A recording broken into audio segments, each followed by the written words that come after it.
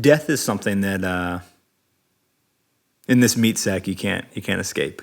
You won't outlive it. You won't be able to break its ankles. You cannot get away from it, regardless of how much you try. You will come to pass at some point. It is something that is difficult, I think, for a man to deal with as well, because it's out of your control.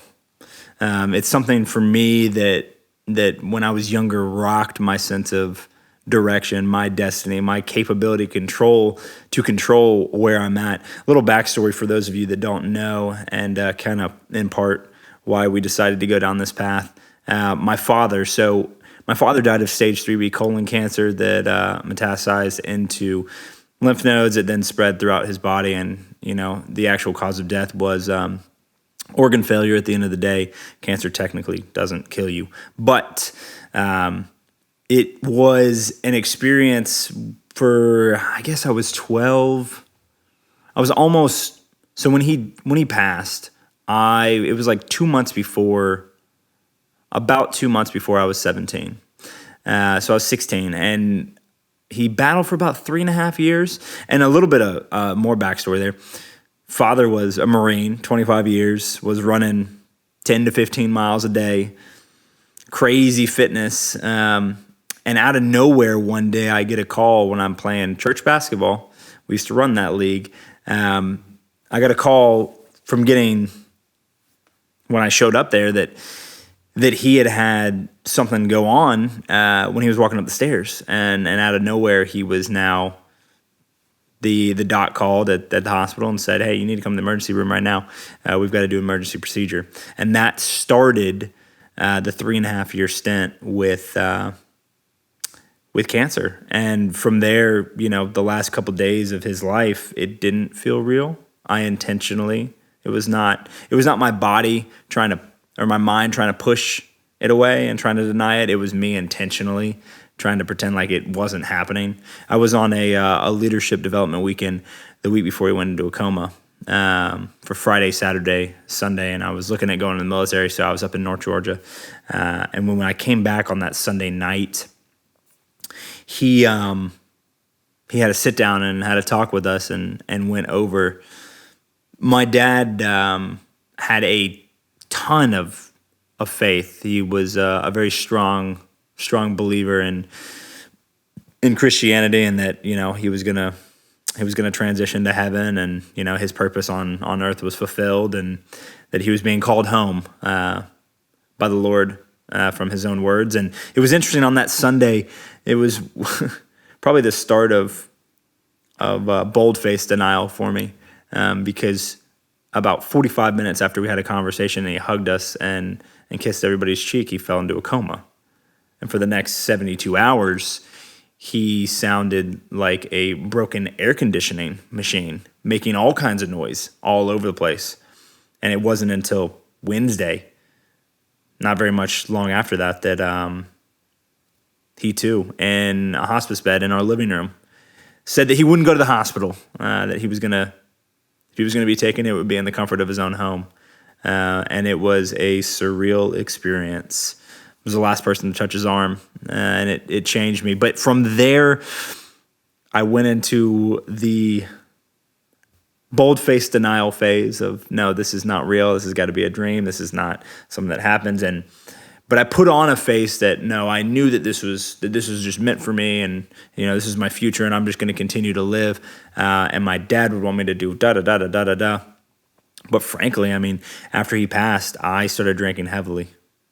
I started drinking a lot. I started partying a lot. I started pretending like everything was okay. I used that escapism to run the other direction, and it's not something I would recommend for anybody. It is not the way to go. I actually had a very not so fun run-in with the law when I was 16, about a month and a half, right before I turned 17, because I was out doing stuff that I shouldn't have been doing. And all of that to say that I do not believe that if he hadn't passed, that I would be the same person I am today. And so I'm thankful that I had the amount of years that I had with him. I'm thankful that I had a father growing up. I had an example of the man to be, how to treat women, how to treat others, how to lead with a servant's heart. I don't believe that I would have the same outlook on a lot of things had I not lost him. I don't believe that I would view women the way that I do had I not had him in my life. I am very thankful for having had him. However, I think I've reconciled with the fact that it was something that needed to happen as I was on my journey at that age, and I didn't understand it, and I broke down 6 months later aggressively when I gave a speech at a funeral of a friend of mine that passed away in a hot tub. Some things, some people, some experiences are meant to uncover things about yourself. They're also very visceral recommendations, or not recommendations, reminders that life is precious. But again, I agree with what you're saying. Not life is precious because we're living, because if there's no interconnectivity, then what the hell are we doing anyways? But life is precious because you don't know, this could be the last time we record a podcast. One of us could be gone tomorrow, tonight, the next day. So are we going to not try to pour our whole ass into this, the collective shared experience here, the interconnectivity that we have and the things that we're interested in, the conversations that we could go in? Are we not going to put aside differences even if they come up for the betterment of the relationship? Because that is why life is precious. So I only go to all that detail to really just represent the amount of growth that the death of my father brought me. But it didn't happen in 6 months. It didn't happen in 2 years. It is, what's today? The 12th of May, 2021.